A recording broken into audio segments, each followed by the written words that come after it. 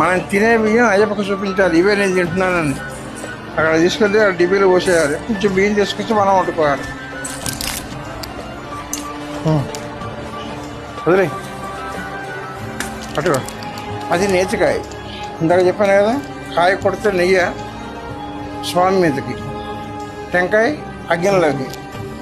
దేహం మాడిపోతుంది, అక్కడ మనలో ఉన్న చెడ్డంతా పోతుంది, నెయ్యి అక్కడికి వెళుతుంది, ఆత్మశుద్ధి అవుతుంది. మనకు కావాల్సింది ఆ నెయ్యి పడగానే స్వామి ఇచ్చేస్తాడు, ఇచ్చేద్దాం అని.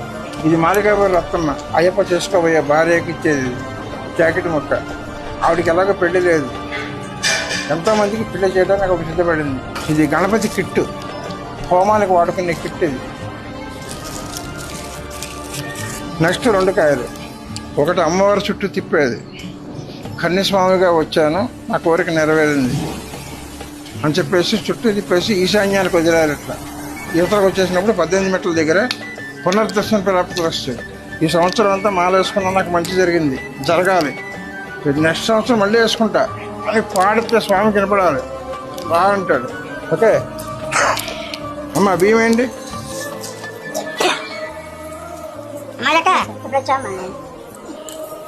రండి అందరూ